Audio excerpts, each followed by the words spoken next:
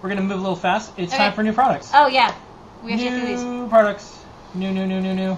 Okay. All right, first up. First up. You want to do this? Yeah, this is really easy. Okay. I'm going to show a couple pictures. Okay, so the first one, you have to, this is actually an updated product. So we had this box already, and I'm going to show the box. Okay. Maybe you can show me big style. Yeah. Big style. So we had this box, and it had this, like, half the height was this part, and half the part was this clear part. And it's a good box, but I kind of didn't like that it was so high. I wanted something with a little bit more kind of, I felt, slimmer dimensions. So we now carry this kind, which is just a little bit smaller, but it's still the same dimensions this way, and it's still waterproof, and it's a great little, great larger box, and it's the second of our waterproof enclosures. Next up. Okay. Next up on our list of new things. Chip kit. Yeah, we actually have the Chip Kit UC32 in stock as of right now. And this is, it has the headers, so you can plug in Arduino Shield if you want. It's Arduino shaped. It's not fully Arduino Shield compatible. So other than, like, the Wing Shield, they're not all going to work. But enough people are kind of using this for stuff. We thought it'd be cool to carry in the store, and we said, hey, Digilant, as long as you don't try to tell people it's 100% Arduino compatible, which it isn't, we'd love to carry it, and they did that, and we have a bunch in the store. Yeah, and one of the reasons, so this used to be called the Chip Kit Uno. Yeah. And one of the reasons we didn't stock it until now is when the marketing team met with us before they released it, they said, hey, do you have any changes? And we said we have two big requests and one small third one. The first one is, please don't call it the Uno, because customers are going to get confused. Yeah. Don't call it the Uno. It just seemed like it was a little unfair. And I know the Arduino team didn't like to see it called Uno either. It's not nice. Yeah. Don't call it Uno, because it's confusing. If a customer, for us to support it, if a customer says on the phone or like, I have an Uno, okay, which Uno? There's plenty of other names out there. So he said, please don't do that. And then the other request was, on the box it said 100% Arduino compatible.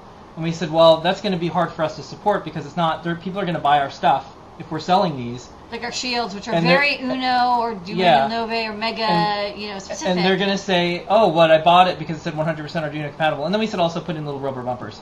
So that was the marketing people who came and visited us before the launch, and they were very nice. They took notes, but then they decided just to do it anyways. And we said, you know what?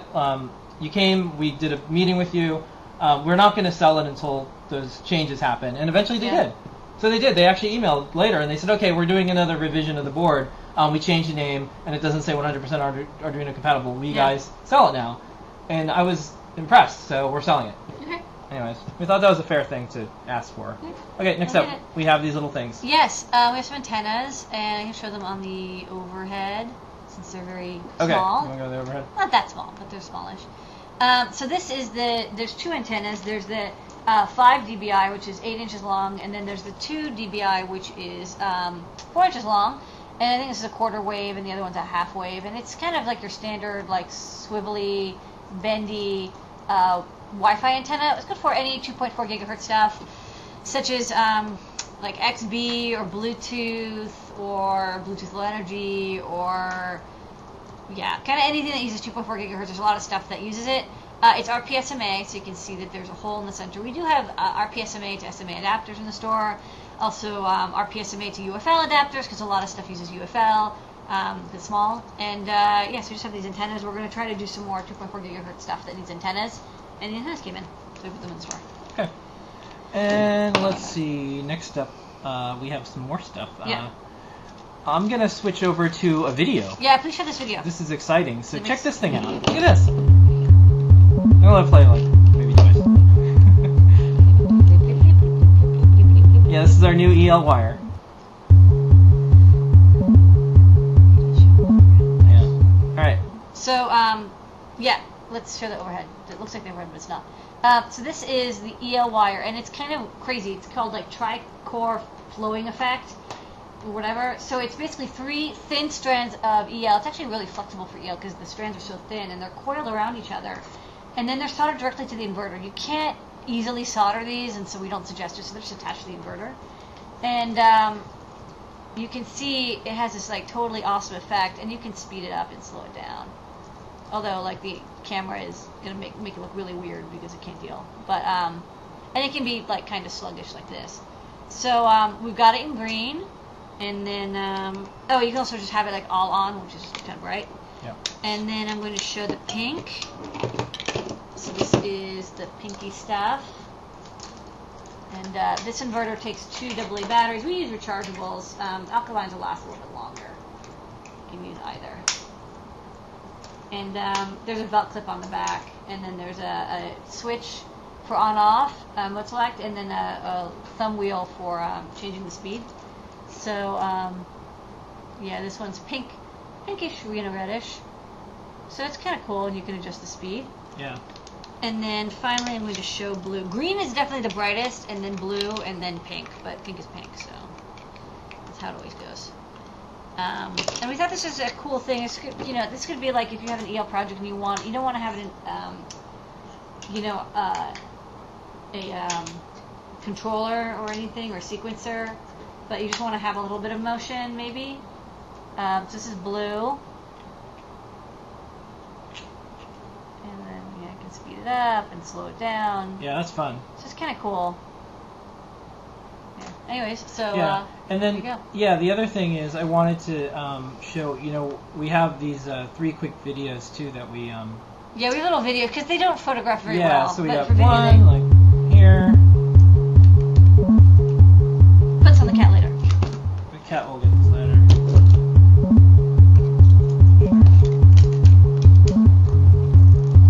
Okay.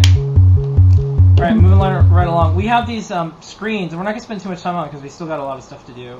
But I can show the screens during when yeah. I boot up the distro. Basically, we had these little TFTs that have NTSC PAL driver boards, but they're like really small. I thought that was really cool for like really small projects. And you can plug them into the Pi or a Y-Box or anything that pushes out PAL or NTSC.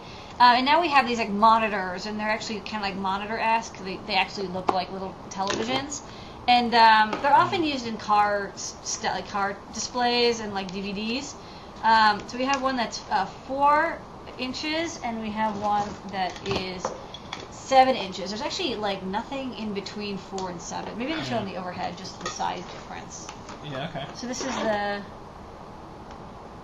is the 4-inch diagonal, which is like PSP screen sized, and then this is the 7-inch, which is like a small tablet display sized.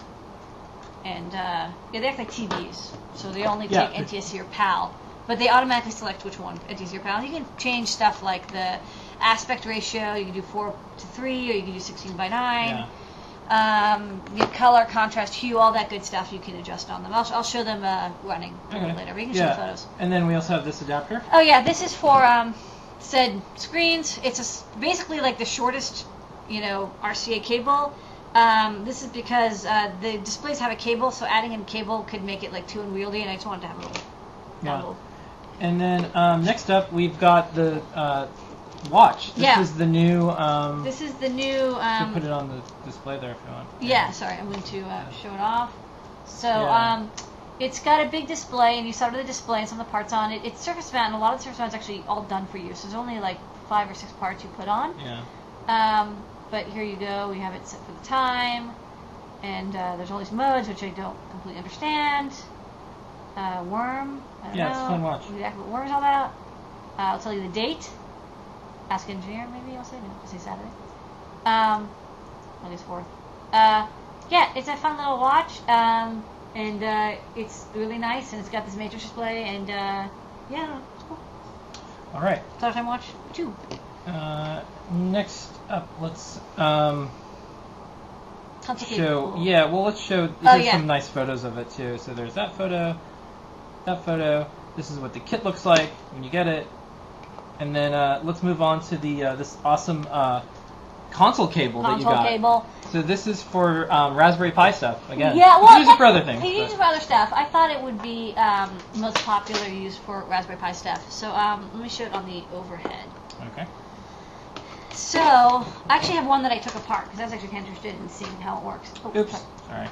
So inside the plug, there's like this big beefy plug, and inside there's a circuit board. I just taped this up, but it's got a circuit board with a chip in it, and you can connect it directly USB, and then on the ends it has 4 wires, and it has white and green, which is RX and TX, and then red for power and black for ground. And the power and the red wire gives you 5 volts direct from the USB line, so like 500 milliamps. And then the green and white are 3.3 volt logic. So this is really good for, in my opinion, what I think it's best for is something like the Raspberry Pi, because you can't use an FTDI friend or cable because the pinouts are different. But with this, because the wires are separated, you can just you can configure them in any order. It's also really good for if you're like hacking a Wi-Fi router, because oftentimes you have to connect to the TTL port in order to install OpenWRT or whatever your interests are, or like other devices that have built-in computers, or like anything else that does TTL serial.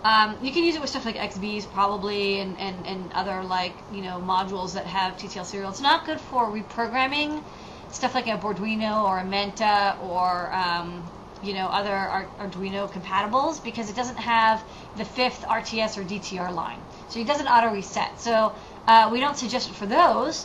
But it is really good for stuff like the Pi. And the chipset, we tested under Mac and Windows, all versions, and it works really great. So, and it goes up to at least 15.2K baud, because that's what the Pi runs at. And yeah, it's nice. And you can power the Pi from it, or you can instead just connect ground and power arcs. And yeah. Someone wants to know, will this work as an FTDI? And the answer is it's not FTDI. It's not FTDI. It's a different chipset. So. Yeah, so you can power it from something else, and then not connect the power line. So you have the flexibility of having 4 wires. Okay. And maybe we'll run a couple minutes late because we have a little bit more to do and some big stuff. These are some images. I'm sorry, let me back up a little bit. This is that console cable. Yeah. Plug it into a Pi. And then this week, it's not a new product because we're just giving away for free, but it's our new distro. We have a Raspberry Pi distro.